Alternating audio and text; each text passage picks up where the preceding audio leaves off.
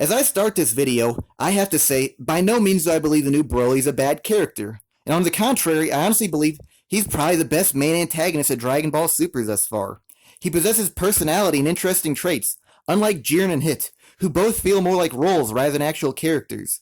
He's better than the only true villain of Super thus far, Zamasu, who became a complete farce as a character because of how blatantly hypocritical his own ideology was. And in the case of Beerus, this new Broly is a much better character, because in the end all Beerus ever amounted to is just being a foodie, who was relegated to the position of being a babysitter.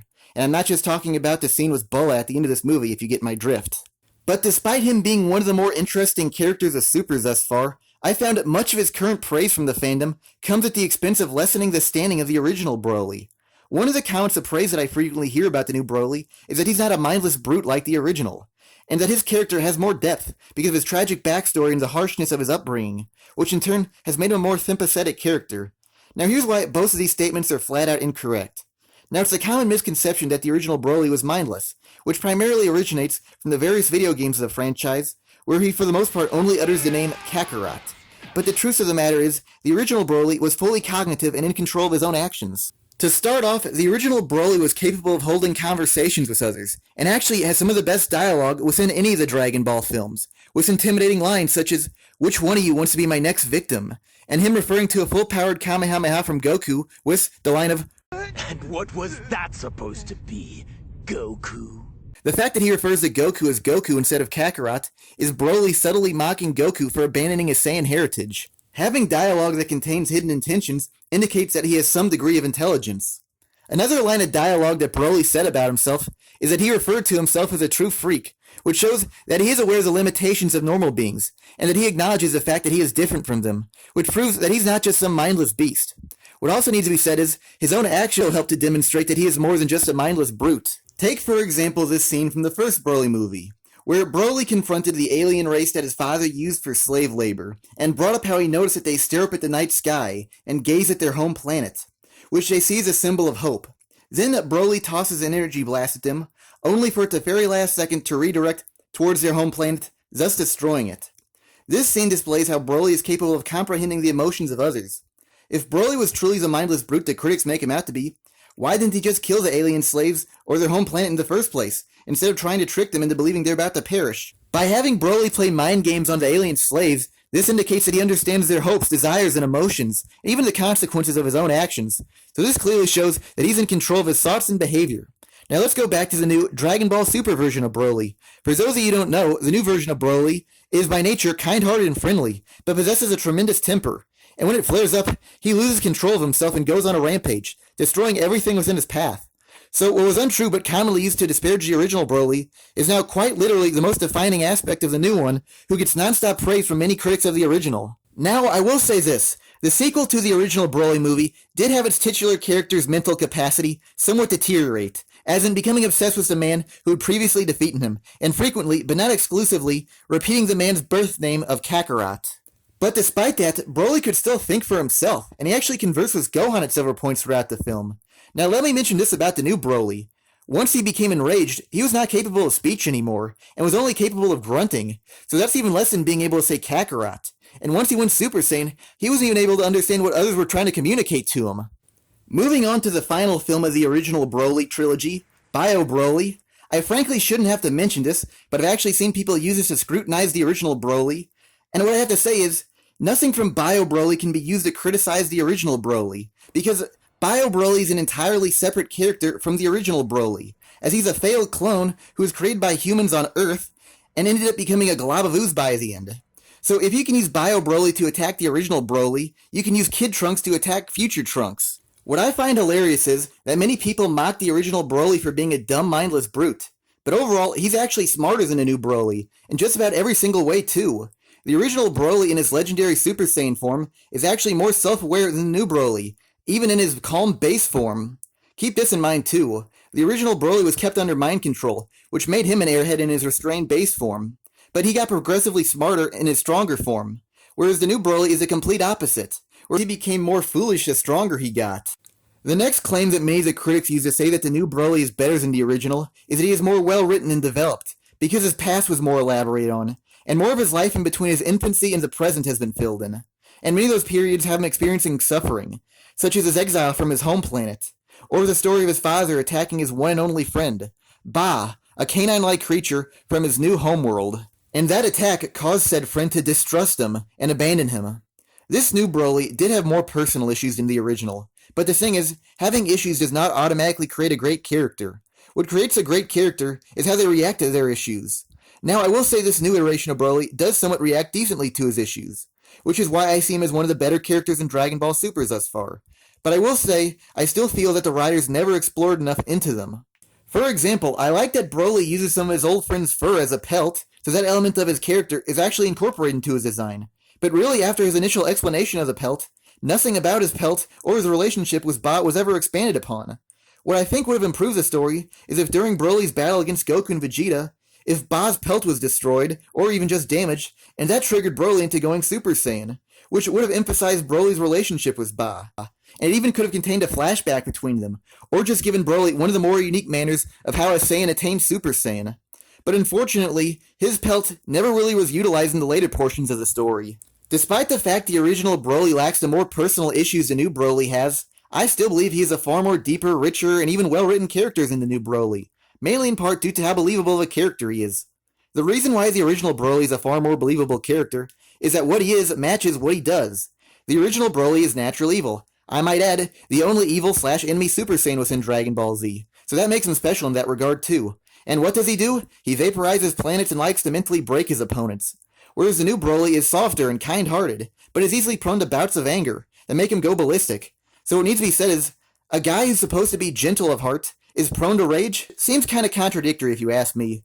Plus the idea of getting angry or gaining power and completely losing oneself doesn't seem all that realistic for a psychological state, especially compared to the much more tangible way it was used with Goku and Gohan going Super Saiyan in 1 and 2 for the first time.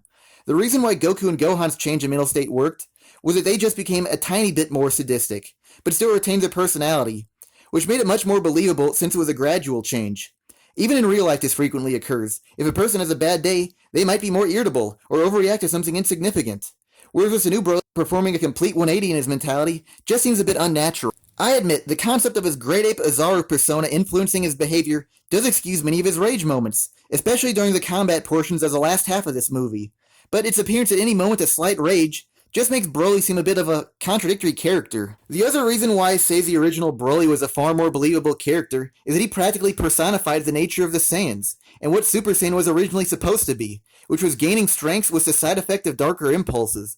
So because Broly practically embodied everything the Saiyans into transformations represented, it's only natural that he would be the ultimate Saiyan. Whereas the new 2019 Broly was an outlier to what the Saiyans represented, and even referred to by Goku as not a bad guy.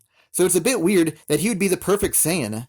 There is a possibility that the concept of Super Saiyan, being destructive and inherently evil, has been retconned, and the user now has to run against the status quo of the Saiyans to be pure of heart.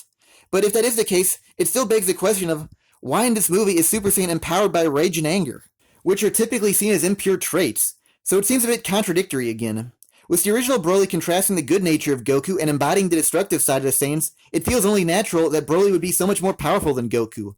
But with the new 2019 Broly, essentially sharing the same gentle nature with Goku, it feels rather odd that he's so much more powerful than him. Now there's always the claim that the new Broly is just plain stronger than Goku, which at this point of the story seems a bit unreachable without the assistance of the gods or the angels, but it just feels like there's not the proper necessary reasoning behind it. Another aspect of why the original Broly is better written as a character is the fact that he's written in a way that makes him feel like who he's supposed to be.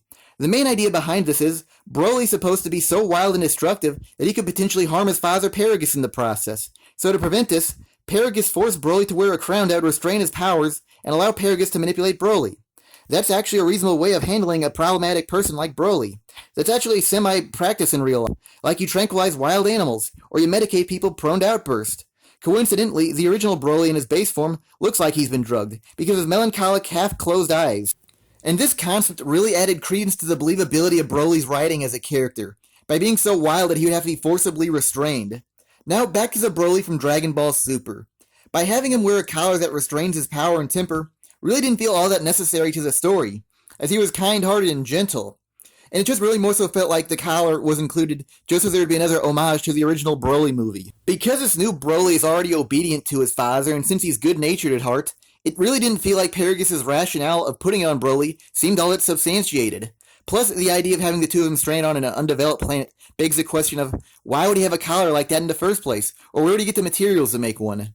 Now, one of the excuses will be that Paragus wanted to use Broly as a tool, but considering the fact that Broly is already obedient to him and came to his aid when he called him, this already shows that the collar was completely unnecessary. I think this story could have been better if Paragus manipulated and shaped the personality and morality of the ignorant Broly without the help of the collar, which would have made him seem more conniving as a character and get who he is as a character better across. The term ignorant actually leads me to my next point of how this Broly doesn't feel believable as the original, which is that despite the fact this Broly was raised on the outskirts of the universe with only his father for company, he doesn't really feel all that ignorant of the customs of the inhabited portions of the universe. Before I begin on this next topic, I will say there was one moment in particular where Broly practiced this, and I will go so far as to say that this is probably my favorite scene in the entire film, even including the unreal animated action sequences. This scene I'm talking about is where Broly is talking to Chi-Lai, and she offers him a candy bar, and Broly doesn't know how to process it. He sniffs it and is about to eat it alongside its wrapper, only for Chi-Lai to stop him and remove the wrapper herself, then gives the candy to Broly, only for him to study it more. This scene does an excellent job of portraying Broly as ignorant, or like he spent the majority of his life on an unpopulated planet. But one single scene by itself, no matter how great it is, cannot make a character feel like they've spent their entire lives on an isolated planet feel believable. It takes crafting the entire world around them to feel believable, and the movie never went far enough to do just that. The only other scene/concept within the movie that made Broly feel like he came from a deserted planet is that he was powerful but not well refined in any style of combat. A character that comes from similar beginnings that actually better exhibited the personality of ignorance is, surprisingly, Goku, but more specifically during Dragon Ball. Broly lived on the isolated planet of Vampa with his father Paragus, while Goku lived with his grandpa Gohan in a forest secluded from modern society. Now, the reason why I say the child version of Goku better displayed the traits of ignorance is that they were fully ingrained into his perception of the world. For example, in the very first episode of Dragon Ball, Goku attacked a vehicle belonging to Bulma, assuming it was a monster. Or there was a time that Goku was worried that a man was trapped inside a television. Both of these examples do an excellent job of showing how Goku is ignorant to the outside world. But by far, the most interesting aspect of Goku's ignorance was his lack of knowledge in women, something that really could have solidified the idea that Broly grew up on a deserted planet with only his father, another male. Now, Goku's lack of knowledge in women really conveyed the idea that he previously lived an extraordinarily unique lifestyle, with him not knowing common sense behavior, with such scenes as Goku patting women on the crotch, or with entirely good intentions offering to help Bulma bathe, or the instant classic scene of Goku getting freaked out by learning that women lack a certain male physical feature. The reason why I believe playing up the idea that Broly doesn't understand women would have been a good idea is that it's an easy way for Broly to gradually understand more about the existence of others without feeling too forced, especially since Chi-Lai was one of Frieza's forces that discovered him. The other reason why this would have worked well is that the new Broly movie tried to feature more comedic moments, and many a Kid Goku scenes featuring women in Dragon Ball were comedic as well. This could have led to more comedic moments also, i.e. Paragus informs Broly that women are essentially smaller versions of men, leading Broly to believe that the androgynous-looking Frieza is also a woman. Or since Vegeta is a head smaller than Goku, that leads Broly to mistake Vegeta for a female Saiyan. Many of the believability issues from Dragon Ball Super Broly stem from the fact that Broly did not react well to events that would be completely foreign to a person who lived the way he has for his entire life. For example, this is probably the first time in Broly's entire life that he has seen a woman, or at least since he's been capable of rational thought. So you think seeing a woman for the first time in Chi-Lai would have provoked more of a reaction out of Broly. And if not that, the fact that he is introduced to humanoid creatures that look entirely different from him or his father would have provoked something out of him. Now remember when the young Goku first encountered Bulma?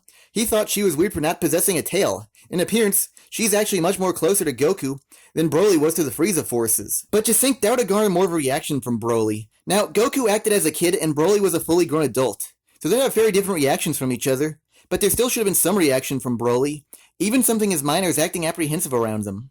The other issue with Dragon Ball Super Broly is that all of his actions, his character, and even his own appearance don't make him seem like he's in his mid-40s, or the same generation as Goku and Vegeta, but more of like a teenager, which I honestly believe would have made this Broly and this film better, because if he was younger, being so obedient to his father and not rebellious would have made much more sense, and it would have explained his reactions, or maybe lack of reactions. If Broly's supposed to be an adult stranded in the middle of nowhere, why doesn't he have a full beard? His father has one, so you can't say Saiyans don't grow beards. And if he has to be clean-shaven and resemble the earlier Broly, there was literally a scene in the movie where he got out of a shower, which would have been the perfect time to have had it removed, if that was indeed the case. That's another reason why I believe this Broly would have been better off as a teenager. And that's why I feel the new Broly is more incoherently written as a character than the original Broly.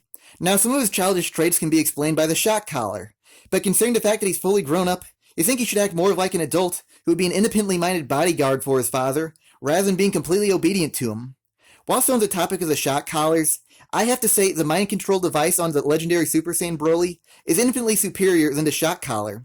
To start off, a mind control device is a much better way to suppress power on multiple levels. First off, the shock collar makes the new Broly appear weak, since he can be restrained so easily, through a simple electrical shock, so it's the process of pain. Whereas the mind control device prevents legendary Super Saiyan Broly from even thinking, let alone powering up, so it's more so that he's being restrained mentally rather than physically, which preserves the image that he's strong. What also needs to be said is if the new Broly is so powerful, how could a shock even suppress him? And why would he never try to remove it if it's causing him so much harm? Now, with the old Broly, mind control makes total sense why he never tried to remove it, because it's probably preventing him from even thinking about removing it, or it limits him from powering up enough to the point that it could break on its own. So there's a reason why he never escaped. Even if the shock collar is somehow powerful enough to stop Broly in his tracks, why doesn't he try to remove it if Paragus is asleep, or something along that lines? Or if sheer devotion to his father prevents him from ever removing it?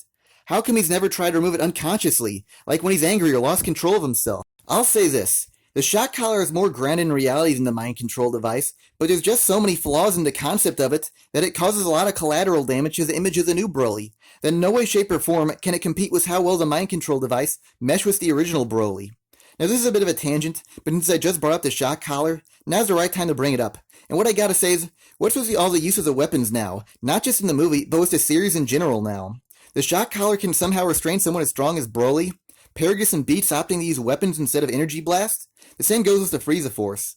In all honesty, it just drags down the power scaling of the strong characters, and makes them look weaker in the process. If a shock collar was on Frieza, could that have prevented the destruction of the Saiyans? Another aspect of why the original Broly is a superior Broly is that his relationship with his father is fleshed out in a much more understandable manner. With the original Broly's relationship with his father, they're basically just traveling companions, as in Broly will tolerate Paragus if he stays out of his way. But if Paragus tries to hinder him in any manner, Broly would have absolutely no issue striking back, and he actually does, partially blinding his father in the process. And because of this, coupled with Broly's known mentality for violence, when Broly later decides to take his father's life, this action is totally coherent in the mindset of Broly, because Broly believes his father wronged him through the use of the mind control device. Now as the Broly from Dragon Ball Super, his life spent with his father may have had more time dedicated to their past and present together in the film, but unfortunately it didn't elaborate more on their actual relationship with each other. For example, when Paragus' death triggered Broly into going Super Saiyan for the first time, I felt that wouldn't have had enough of emotional impact on Broly to force him to go Super Saiyan, because of how abusive Paragus was to Broly earlier. So I wouldn't have thought that Paragus was all that important to Broly either.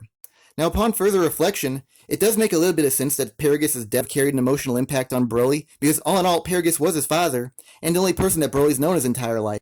The fact that you have to read that deeply in between the lines to understand their relationship shows that it wasn't as well fleshed out as the original father-son duo. What also needs to be said is, what is the new Broly's opinion of his father? Does he believe he's evil? Does he hate him for the shock collar but overall love him because he's his dad? It just made their relationship feel empty. Plus the movie missed an excellent opportunity to express their relationship, with Paragus' corpse and Goku visiting Broly back on planet Vampa, where Goku could have returned the corpse of Paragus to Broly and they could have had an interesting conversation with each other. One comment that I've heard a few times is that this movie is better because Paragus and Broly are now going more after Vegeta as the enemy rather than Goku. This is another misconception about the original Broly movie. I've actually heard a person who claims to be an expert in the Dragon Ball franchise make this very mistake too. In the first Broly movie, Broly's legendary Super Saiyan, Paragus specifically targets Vegeta. He never even had a grudge against Goku. Paragus' plan was to wine and dine Vegeta into conquering planets and forming an empire, and afterwards have Broly dispose of him and assume the role of emperor himself. Goku and Paragus weren't even enemies until Goku uncovered that Paragus was using slaves. The reason why the fandom commonly assumed Goku was the main enemy of the antagonist was because of a wildly blown out proportion emphasis on Goku's crying as an infant, which has primarily been perpetuated by Team 4-Star, who I honestly believe are looking for more of a reason to dislike the original Broly since he's not canon or written by Toriyama. If anything, Paragus is actually more antagonist towards Vegeta in the original film than in the new one, because Paragus essentially forgets about his grudge with Vegeta once Goku takes on Broly. Whereas in the original movie, Paragus is openly mocking Vegeta late into the movie, when Vegeta is humiliated by Broly's strength. So again, I have to mention, Ares Was a New Movie is highly praised, where the original movie did it much better. Since I just brought this up, I'll address it now. which is how with the original Broly trilogy, everyone uses the Infant Goku's crying to criticize Broly, and how it affected him as a character. Now, let me set the record straight with Goku's crying. It made Broly hate Goku. That's it. That's all it ever was. It didn't turn him into the raging maniac destruction lover he is today. He already was that, the way Saiyans are naturally supposed to be. Broly was meant to represent every single Saiyan trait, except to a much higher magnitude, so he would have ended up the same way regardless of the young Goku's crying. The only difference there would have been is if he never experienced Goku's crying, was that he might not have ever broken free of Paragus' mind control, but he still would have been just as powerful without the crying. Now, I know some people will be saying that Broly was peaceful as an infant, until Goku riled him up, so that must have had some effect on Broly's nature. Well, my response to that is, Broly was also sleeping peacefully after going on a rampage that resulted in his father losing an eye, so it's not like Broly has to be destructive all the time. Another reason why Goku's cries from infancy aren't all that crucial to Broly as a character is that he never even refers to the crying incident during any of the times he talks. If you watch the film closely, it somewhat conveys that Broly might not even remember the crying incident, and all it really ever did was make Broly associate Goku's face with something that he dislikes, because that's what triggered Broly's anger, seeing Goku's face, or at least in the first movie. Now in Broly's Second Coming, the influence of crying was expanded upon, with Broly being awakened by the noise of Goten crying. Here's another misconception I have to address, which is Broly becoming obsessed with Goku because of Goku's crying as an infant. Broly became obsessed with Goku because he received a massive amount of damage from Goku's punch at the climax of the first movie. Notice how Kakarot became his go-to catchphrase in Second Coming? He never really said Kakarot in that obsessive manner in the first movie. What I have to say is, if you criticize Broly for disliking Goku because of the crying incident, you're judging a character on 1/100th of their identity, and if you hate a character for that reason, then you also have to dislike a character like Beerus for being triggered by Majin Buu not giving him one specific cup of pudding, which I honestly believe is worse than Goku's crying incident. Back to comparing the old and the new Brolys. One subject that many of the new film's trailers heavily emphasize is the 3 surviving Saiyans were destined to meet, or fate, as they said in the trailer. Well, here's how the idea of fate was actually written in a much better way in the original Broly movie. As the story goes, Goku and Broly were born on the exact same day, and seated next to each other in the exact same nursery, which already connects them to a certain extent. Goku was born unnaturally weak for a Saiyan, but had latent potential, whereas Broly was born with an insanely high power level of 10,000, which is far beyond even most adult Saiyans. Goku was born pure of heart, and was to become the Super Saiyan to save the universe, whereas Broly was born pure evil, and sought to destroy the universe. The reason why the idea of fate works so much better with the original Broly movie is that Goku and Broly both share the same birth state, but are essentially the exact opposites of each other. A yin and yang, so you say.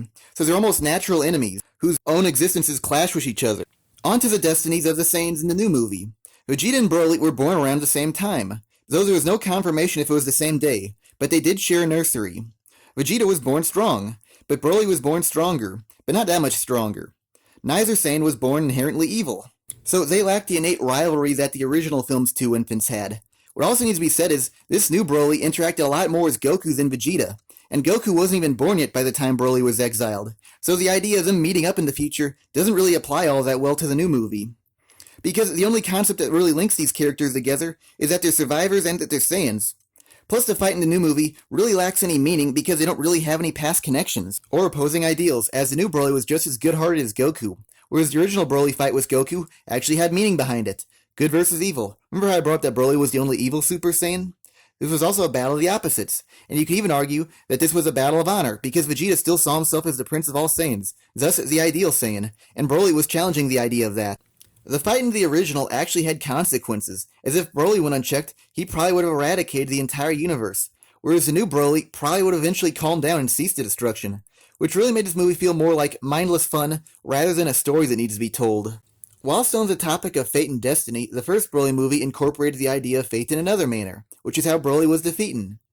In Broly's history, King Vegeta feared that such a high power level from an infant could potentially spell doom for the Saiyans, so King Vegeta ordered the infant Broly's execution, where he was stabbed through the chest, and that attempt at Broly's life failed. Now what finally brought about Broly's downfall in this movie?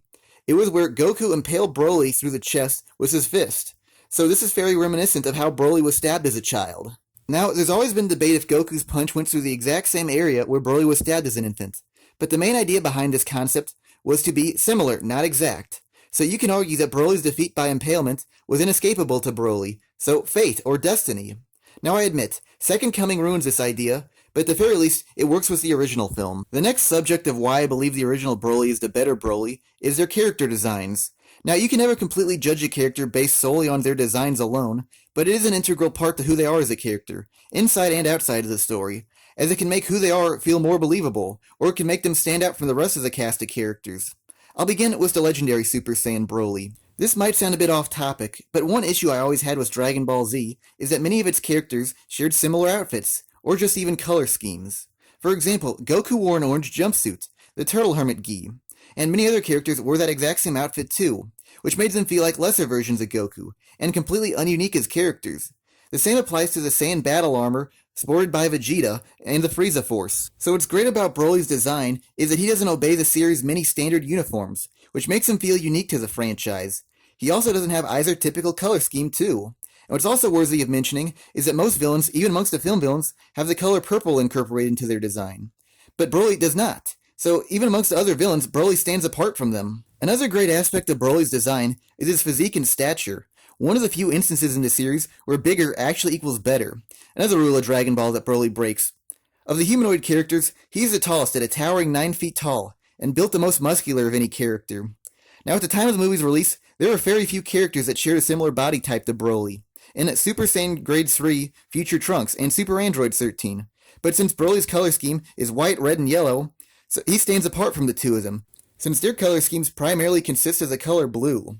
Broly's apparel not only makes him stand out from the rest of the cast of characters, but also creates the image that he's a special Saiyan.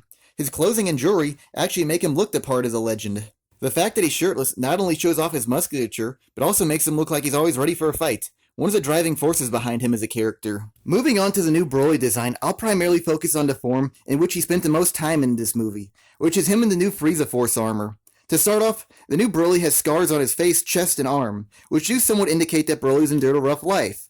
The reason why I say somewhat is, having scars is not all that ingenious of a way to show a person's had a rough life, because anyone can have scars, even from one bad incident. The most defining aspect of Broly's new appearance is that he now wears a fur pelt that originated from his former friend Ba.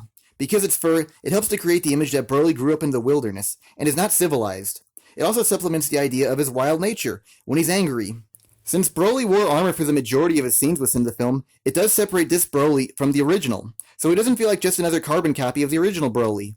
But unfortunately, his armor does fall into many of the existing Dragon Ball outfit and color scheme tropes.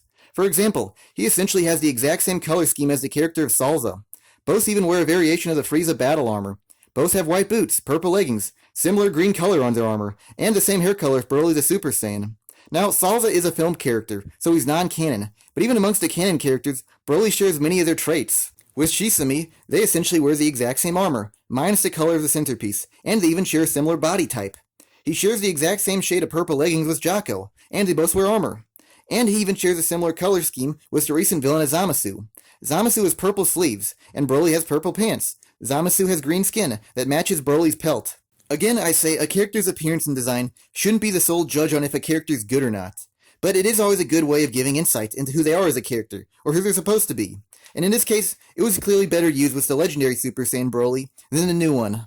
What I will admit is this. I like that the new Broly scenes heavily emphasize his base and Super Saiyan moments, which really made this Broly feel like his own unique character, and not just a reboot of the original.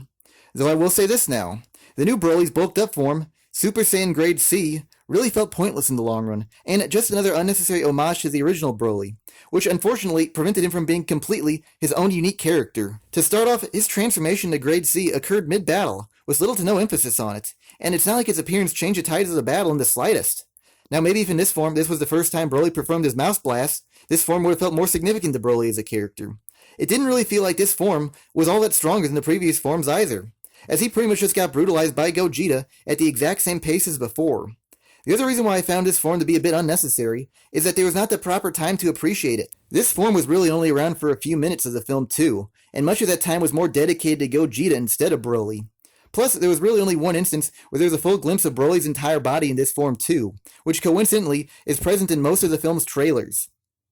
One thing in the original Broly movie that made its Broly stand out, when he was in his legendary Super Saiyan form, is that most of his scenes took place in front of a blue night sky, which made every little movement of Broly very noticeable, because of the contrast of his skin and outfit to the blue night sky. Whereas in Dragon Ball Super Broly, the tone of Broly's skin actually blended in with the background at certain points during the later portion of Broly's fight against Gogeta, which again prevented a good glimpse of Broly's body. One of the best aspects of the original Broly was how well his body was fully utilized in the movie. Many of his fight sequences had him fully extend his limbs, which really put into proportion how gigantic his figure was. This even included his energy-based techniques, where in this one instance, Broly held an energy blast in his hand from behind his back and essentially tossed an underhand. Keep in mind, most energy-based techniques in Dragon Ball come from stationary stances, and are not thrown like Broly, which again makes it apparent that Broly's fighting like a man who's nearly 10 feet tall and obscenely muscular. Other aspects of Broly's fighting style that made great use of his height were how frequently he used grabs and tackle-like charges. The grabs in particular were used well with Broly, for many reasons. Like with Broly holding up Goku by the head, it again demonstrated the size of Broly, and also helped to make him one of the, if not the most intimidating characters in the franchise. This attack is a mixture of his clinches and his charges, so I'll say this now. And this is when Broly grabs Goku in future Trunks and rams him through the inside of a building, which establishes Broly as a character that's essentially an unstoppable object. Another attack that has Broly make great use of his body is that he flies chest first into another character, which causes an explosion of energy. I'm not 100% sure about this point, but I think that this Broly is the only character in Dragon Ball series to use his chest like this, besides New Broly of course. All these elements of how Broly utilized his body gave Broly his own unique fighting style, differing from every other character. What was great was how Broly used his own body was that his large muscles felt like they actually served a purpose rather than just being an accessory to show that they're strong. Because in several ways, they were actually used as a defense mechanism because of how he withstood attacks, like tanking a full-powered Kamehameha from Goku that previously blew off the upper half of Cell, or absorbing punches from Vegeta on the chin without even flinching. Now there have been several Dragon Ball characters that withstood attacks before to show that they were powerful, such as Super Android 13. But the key difference of why the original Broly exhibited this trait the best is that he would walk forward while the attacks were going on, while Super Android 13 stood stationary while absorbing the blows, in a very GIF-like fashion. By having Broly practically run into attacks, this crafted him into the idea that he was actually an unstoppable object. Returning to the more recent Broly, the majority of his fight sequences really never made it feel like Goku or Vegeta were fighting a man that was twice their size, especially during the later portion of the fight when they fused into Gogeta. This new Broly lost one of the most interesting traits of the original Broly that really supplemented the strengths of the original, which was the wall effect. Before I start this, Broly did take a few punches to the face without even reacting, but these seemed more like he was just enraged and couldn't even acknowledge them, whereas when the original Broly walked directly into them and brushed them off like nothing had occurred, makes the original Broly look stronger and more confident in his own abilities, rather than unconsciously taking damage while being in a state of rage. Back to the main topic of how many of the new Broly's skirmishes against Goku and Vegeta really felt no different than fighting someone the exact same size as themselves. One of the reasons why this was that they had the usual back and forth flurries. Broly would get pushed back, and either Goku or Vegeta would get pushed back after that. The original Broly was never really pushed back. The most that ever happened to him was an uppercut to the chin that made him look slightly more towards the sky. Or a kick from Vegeta pushed Broly's shoulder back a little. Many of the attacks that did make the new Broly feel like a larger than normal character were actually just homages to the original, such as Broly scraping Goku's face against the side of a glacier. In the original, Broly did that to Team Gohan against the side of a building. Another instance of this was when Broly flew chest first into Frieza. The original Broly also did this too. Now I will give credit where credit is due. There were two original moves from the new Broly movie that did make him fight like an above average sized fighter. One instance was where Broly repeatedly tried to stomp it down Goku, and the other instance was a scene where Broly grabbed Goku's leg and in a back and forth fashion slammed Goku against the ground, in front of himself and behind himself. For the road, here's two instances of the original Broly doing something along those lines to show how big he is. Squeezing his father's Paragus escape pod and hurling it into a comet, or Broly lifting up Goku into the air, only to jump kick him into a cliff. To be fair, I will say this. Broly fought against Gogeta, who's so overwhelmingly powerful that it would be difficult to have a wall effect against him, or just even fight like a giant would've. But with that said, I will say this. The original Broly's physical-based movesets seem much more natural and realistic for a person of their build. This may seem a bit off topic, but it does pertain to Broly. I've always found the setting of the original Broly movie, the legendary Super Saiyan, to be the ideal location for a battle between the remaining near-extinct Saiyan race, which took place in an abandoned town that was beginning to crumble. Quite symbolic for a race that's nearly lost all of its members, and soon about to lose another. Whereas the Arctic background in the new movie was very visually appealing, but it lacked any deeper meaning. Another way how the abandoned city was used very well in the original is that it created a lull into tension, where a character would find themselves in a deserted alleyway, thinking they were safe from Broly, only for him to burst through the walls of a building and continue his pursuit of them. This in turn made Broly feel inescapable, and like he was truly in control of the situation at all times. Not even Paragus was able to avoid Broly's wrath. Whereas with the new canon Broly, Goku and Vegeta were able to flee from him without being hunted, with no repercussions. So this reason is one of the reasons why I believe the original Broly is the better Broly. One of the reasons why the original legendary Super Saiyan Broly was always one of my favorite characters in Dragon Ball is that he filled several of the empty voids within the Dragon Ball cast. One thing you might have noticed is that after the Saiyan saga, and not really until the Buu saga, the series was absolutely desolate with masculine villains. Frieza's an androgynous lizard, Cell can be a bit too theatrical, and Majin Buu looks like he's a fat pink blob who's wearing a diaper. And any character that was semi-masculine wound up being used for comedic purposes instead. Raccoon would do embarrassing poses and ended up making a complete fool of himself. And Deborah went from being the proud Demon King to wearing a bouquet of flowers on his head. So what was great about Broly was that he provided the series a masculine villain that was actually a serious character. Broly's identity filled another void in the series, which is more on the Saiyans and knowledge upon them as a species. The Dragon Ball community always yearned for more about the Saiyans, or knowledge on them. The Dragon Ball community always yearned for more knowledge on the Saiyans, or just even their culture. My evidence? Look up the fanfiction.